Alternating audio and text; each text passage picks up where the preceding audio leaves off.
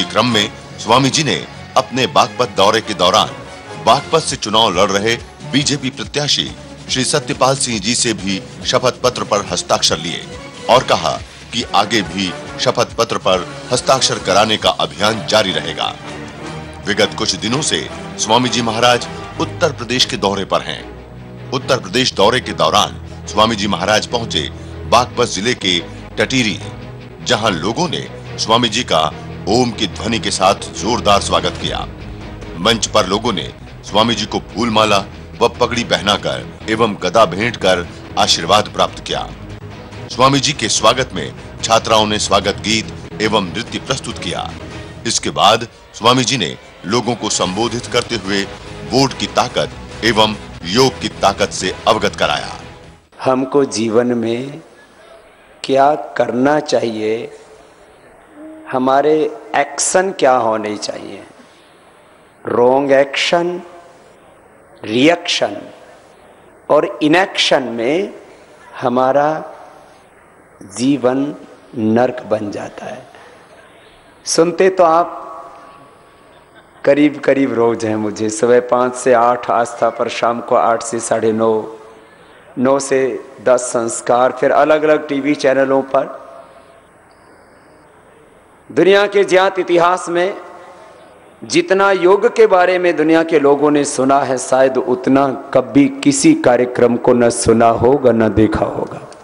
करीब 9-10 घंटा हर रोज पूरी दुनिया में, जो आस्था है, संस्कार है, जी नेटवर्क है या और दूसरे डिफरेंट चैनल्स हैं। मेरे पास तो बहुत सी दुनिया के अलग अलग भाषाओं के चैनलों की भी डिमांड थी, उसको यद्यपि अभी तक हम पूरा नहीं कर पाए। आपको शायद ये जानकर के आनंद की अनुभूति होगी कि दुनिया के 200 से ज्यादा देशों में यदि भारत की कोई सबसे बड़ी विद्या पहुंची है तो वह योग विद्या है, और आज पूरी दुनिया योग के ऊपर भरोसा करने लगी है और सारी दुनिया को भी एहसास होने लगा, यह महसूस करने लगी है दुनिया कि हमको जीवन में स्वास्थ्य मिलेगा, आंतरिक सुख, संतुष्टि और शांति मिलेगी तो योग और अध्यात्म के रास्ते पर चल करके ही मिलेगी, और कोई रास्ता नहीं है। आज यहीं से मैं अपनी बात शुरू करता हूं। हमें करना क्या है? सुनते तो बहुत हैं हम।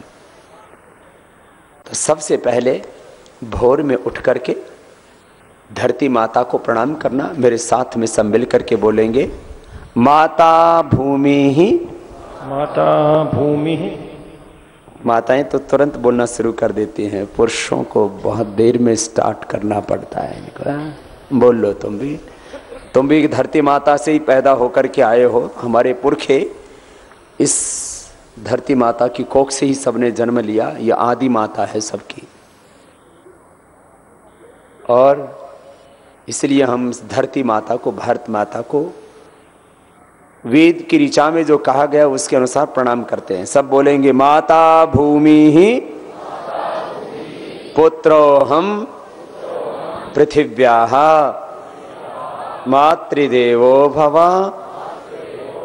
पितृदेवो भव आचार्य देवो भव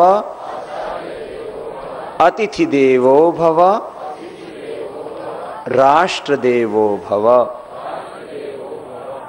तो सुबह उठ करके सबसे पहले धरती माता को प्रणाम किया करो। मैं सबसे पहले उठते ही सबसे पहले इसी वेद के मंत्र को बोल करके, माता भूमि ही पुत्र हम पृथ्व्या, उठता हूँ और उठ करके ऐसे मेरा एक नियम है जिंदगी, ऐसे मैं धरती माता को प्रणाम और उसके बाद में आगे का काम शुरू करता हूँ। इसके पीछे कारण क्या है?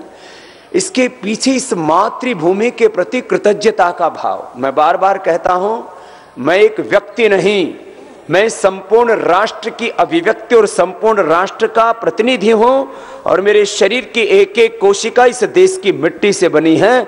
इसलिए मेरे तन में इस वतन की मिट्टी की खुशबू है, और मेरे शरीर में जितनी कोशिकाएं हैं उतनी बार भी मैं जन्म लूं तो अपनी मातृभूमि के ऋण से उऋण नहीं हो सकता। देखो, कृतज्ञता का भाव हमारे जीवन में हर पल होना चाहिए। महर्षि दयानंद सरस्वती कहते हैं कृतज्ञता महापाप है और कृतज्ञ व्यक्ति के जीवन में पुण्यों का उदय होता है। इस मातृभूमि के, माता पिता के, गुरुओं के, इस संपूर्ण ब्रह्मांड के हम पर कितने उपकार हैं, जरा सोचना। हम पेड़ों से जिंदा हैं या पेड़ हमसे जिंदा हैं? बोलो। पेड़ों से हमें क्या मिलती है? ऑक्सीजन और फल फूल औषधियां मिलती हैं कि नहीं मिलती? अच्छा, तुम पेड़ पौधे बीमार हो जाएं तो तुम इनकी दवा कर सकते हो कि तुम्हारा कोई इनके कोई चीज काम में आ जाए? तुम बीमार हो जाओ तो पेड़ पौधों की छाल, उनकी पत्तियां, उनके फल फूल, इनसे तुम्हारा इलाज होता है। ये जीते जी हमको ऑक्सीजन देते हैं, फल फूल देते हैं, छाया देते हैं और मरने के बाद भी लकड़ी देते हैं, उससे हम इमारत बनाते हैं अथवा उससे ईंधन का काम लेते हैं, एनर्जी लेते हैं। तो इस धरती माता के, इन पेड़ पौधों के, इन वृक्षों के, वनस्पतियों के, सूरज के, चांद के हम पर कितने उपकार है। देखो, सूरज को हमसे रोशनी मिलती है या हम सूरज से रोशनी लेते हैं? उसके बदले में कुछ देते हो? तुम्हारे घर में एक बल्ब, ट्यूबलाइट भी जलती है तो उसका बिल पे करते हो ना? बोलो तो मुफ्त में देती है क्या सरकार? अर्थात रात को एक भी बल्ब जलाओ उजियाला करने के लिए तो बिल पे करना पड़ता है। सूरज का किसी ने बिल पे किया? अच्छा, हॉस्पिटल में जाओ तो एक सिलेंडर 300 रुपए का आता है ऑक्सीजन का। एक आदमी दिन भर में करीब 10-12 सिलेंडर खींच जाता ऑक्सीजन का। इसका पेमेंट दिया कि इन पेड़ पौधों की जाके पूजा की कि लो भाई पेड़ देवता तो ने इतना ऑक्सीजन दिया। पेड़ पौधे हम पर उपकार करते हैं। अच्छा, लौकी को तुम खाते हो या लौकी तुमको खाती है? हम ही लौकी को खाते हैं। तो लौकी किसके लिए? साग सब्जियां किसके लिए? पेड़ पौधे किसके लिए? ये धरती, ये सूर्य, ये सारी सृष्टि किसके लिए? गाय भैंस दूध सब किसके लिए देती है? और हम किसके लिए? सब कुछ हमारे लिए, तो हमको भी सबके लिए जीना चाहिए। यही जीवन का आदर्श है। तो क्या कहा? सब कुछ किसके लिए? बोलो, हमारे लिए। तो हमको भी किसके लिए होना चाहिए? क्या ऐसा हम जीते हैं जीवन को? सच्ची सच्ची बोलना। बोलो। तो आज से शुरू कर देना कि हमको भी सबके बारे में सोचना है। पेड़ पौधों को भी कष्ट, किसी जीव जंतु को कष्ट। यदि ऐसा भाव आ जाए ना तो आदमी अच्छा अच्छा काम करेगा। कभी कोई गलत काम, और गलत काम करेगा तो आदमी नहीं बनेगा, गधा बनेगा, कुत्ता बनेगा, घोड़ा बनेगा, कीड़ा मकोड़ा बनेगा। अच्छे काम करने से मनुष्य बनता है। अच्छा बोलो, आदमी बड़ा या पेड़ पौधे? बोलो। देखने में तो पेड़ पौधे बड़े दिखते हैं ना, लेकिन एक आदमी हजारों लाखों पेड़ पौधे लगा सकता है। आदमी बड़ा या पर्वत? पहाड़ बहुत बड़े दिखते हैं, लेकिन इन हजारों पहाड़ों का प्रबंधन आदमी कर सकता है।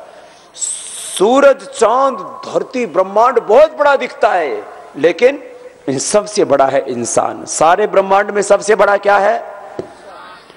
एक इंसान इस पूरे ब्रह्मांड को स्वर्ग बना सकता है। और एक इंसान के दिमाग में खराबी आ जाए तो सारे ब्रह्मांड को उजाड़ सकता है। ऐसे हथियार बना लिए, धरती पर छोड़ दें, चांद पे छोड़ दें, सारे ब्रह्मांड में तबाही मचा सकते हैं। इसके आदमी के पास सबसे बड़ी चीज क्या है? बोलो, दिमाग। और दारू पीने से दिमाग बढ़ा है कि घटा है? फिर दारू क्यों पियो? सबसे बड़ी चीज दिमाग, और दारू पी के खराब कर रहे हो उसने। मैंने एक से पूछा, मैंने कहा भाई इसका स्वाद कैसा है? बोले बाबा ना ही पूछो तो ठीक है। मैंने कहा बता तो से। बोलो मुंह तो भरका हुआ है। मैंने कहा भले आदमी, फिर इसने पियो है क्यों? आदमी के पास सबसे बड़ी चीज क्या है? बोलो। और दिमाग को खराब करती है दारू, तो बोलो दारू पीनी चाहिए। दिमाग को खराब करती है तंबाकू, बोलो पीनी चाहिए। ये छोड़ दो भाई। ये कैसे आएगा विचार? जब बड़े लोगों के पास में बैठोगे। देखो, हर एक आत्मा में, अब ये छोटी छोटी बातें फिर योग सिखाऊंगा, हर एक आत्मा में परमात्मा की आवाज उठती है। कोई भी काम करो तो किसी से पूछने की जरूरत नहीं, अपने भीतर वाले से पूछ लो भाई। क्या कहते हैं? आत्मा सो, ये तो गांव का बच्चे से लेके बुढ़ा तक हर आदमी जानता है। ये सारा वेदांत आ गया इसमें, सारे वेदों का मर्म आ गया। आत्मा सो, आत्मा में हर समय परमात्मा की आवाज, प्रेरणा, पुकार उठती है। जिस काम को करने में आत्मा साथ दे, चाहे जग बैरी हो जाए, चाहे सारा जीवन संकट में पड़ जाए, तो उस काम को जरूर करना। और जिस काम को करने से आत्मा रोके, चाहे सारी दुनिया की दौलत आपके सामने पड़ी हो, सारी दुनिया का बड़ा से बड़ा पद हो, उसको ठोकर मार करके आगे बढ़ जाना। यही आत्मा की आवाज और पुकार है। मेरे से बहुत से लोग बोलते, बाबा आपने इतना बड़ा पंगा क्यों कर रखा? मेरे ऊपर 1000 झूठे मुकदमे। कितने? मर्डर से लेकर के बताओ, मानस मारने के भी हमने चिट्ठी भी नहीं मारी। मानस मारने से लेकर के चोरी डकैती के सारे मुकदमे कर रखे। मन का तुम 1000 कर लो, चाहे 1,00,000 कर लो, इस बार तो तुम्हें छोड़ना नहीं है, तुम्हें तुम्हारी असली जगह पहुंचाना है। क्यों? महर्षि दयानंद सरस्वती, जिसके बारे में अभी कह रहे थे हमारे टटीरी के भाई, बोले बाबा जी यहाँ तो महर्षि दयानंद के आदेश, उपदेश और उनके संदेशों पर चलने वाले लोग हैं। मुझे बहुत प्रसन्नता, घने दिनों के बाद मैंने लोगों के गले में जनेऊ देखी। गले में जनेऊ का भी बोझ लगा इनने, और फांसी सी टांग के घूमे, गर्मी में भी टाई लगा करके, जीन्स पहन के घूमे, सारे सड़ जाते हैं भीतर तक, हवा नहीं लगती उसमें।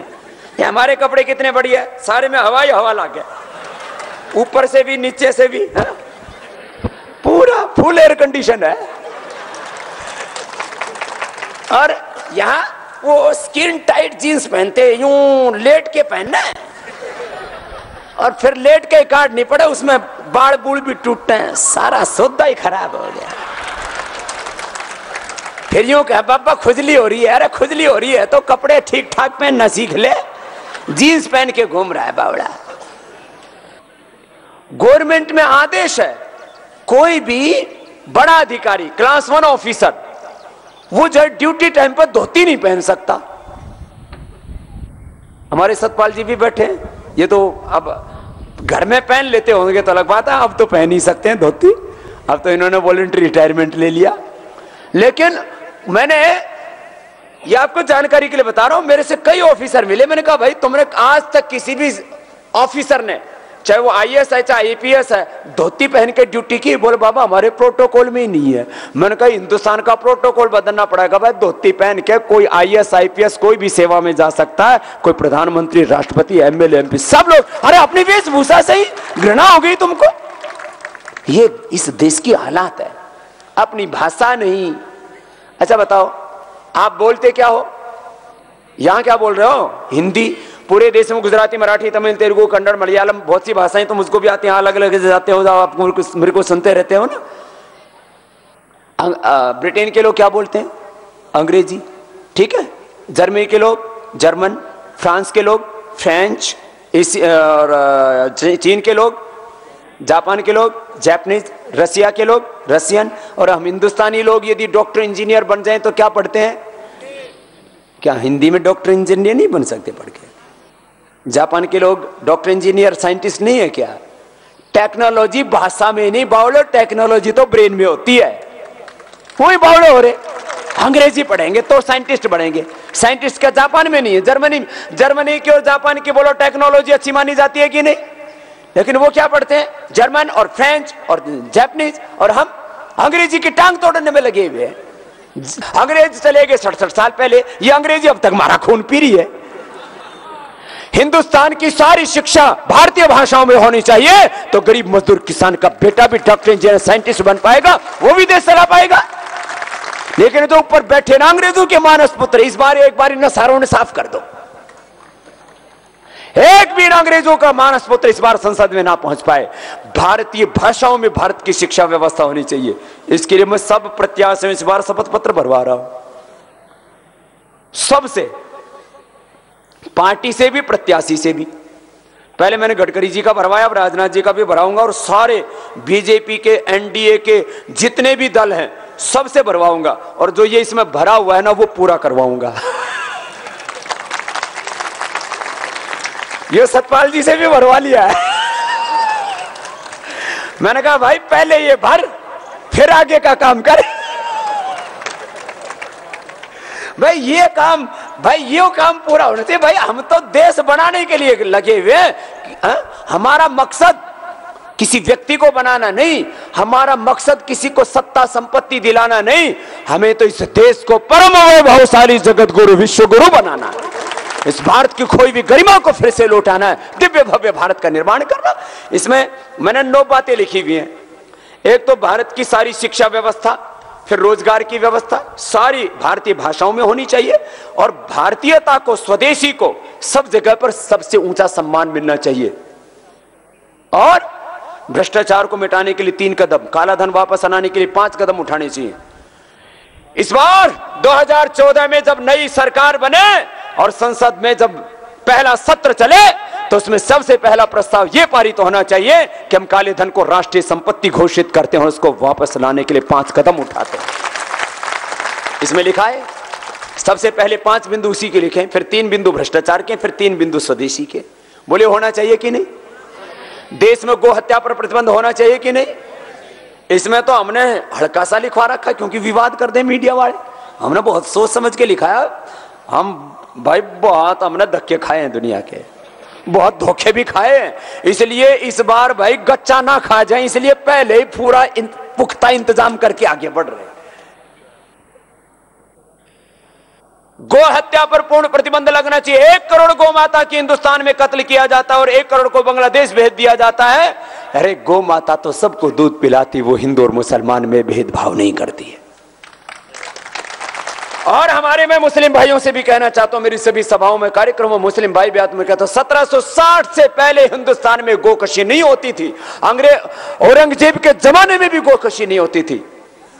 रॉबर्ट क्लाइव एक पहला अंग्रेज अधिकारी आया, उसने पहला कत्ल खाना, पहला वेश्यालय और पहली शराब की दुकान खोली थी एक कलकत्ता में। उसके बाद आज लाखों शराब की दुकानें, 50,000 से ज्यादा कत्ल खाने, और पूरे देश में चारों तरफ पाप, अनाचार, दुराचार, व्यभिचार बढ़ा। पहले ये पाप नहीं होता था हिंदुस्तान में, आपको जानकारी होनी चाहिए इतिहास की। तो ये देखो, हम किसी पार्टी के गुलाम नहीं हैं, लेकिन हम देश के सिपाही हैं। हम इस भारत माता के सपूत हैं और हम सबको लेना है कि जो इन 9 मुद्दों को पूरा करेगा, काला धन, भ्रष्टाचार और व्यवस्था परिवर्तन के, अब उसी को वोट मिलेगा।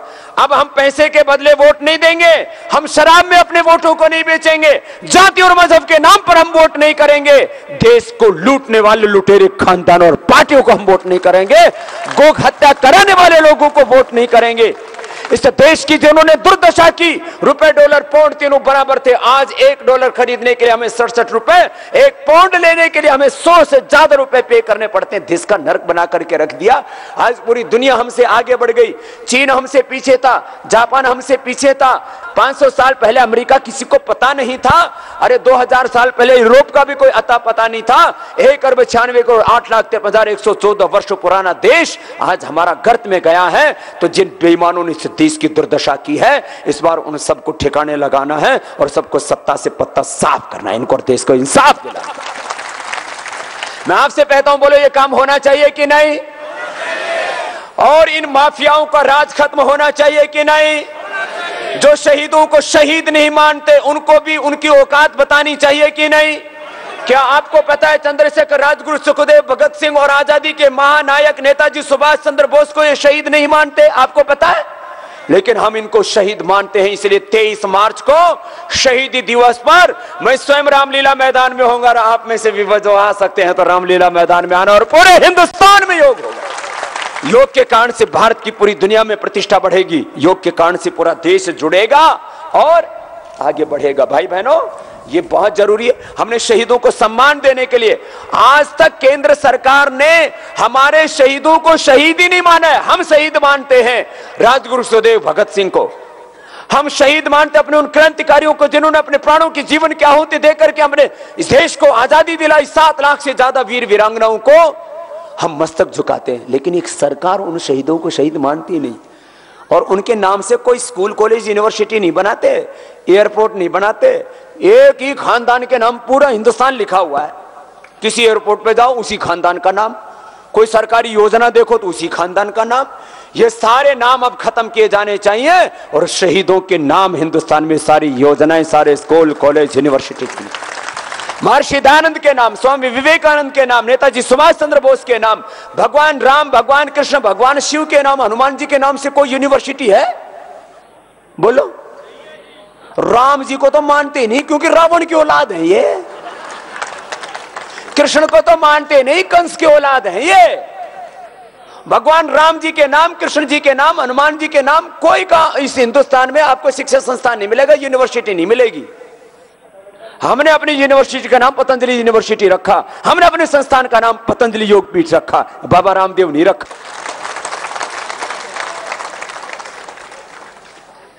आचार संहिता में भी सच्ची बात तो कह ही सके।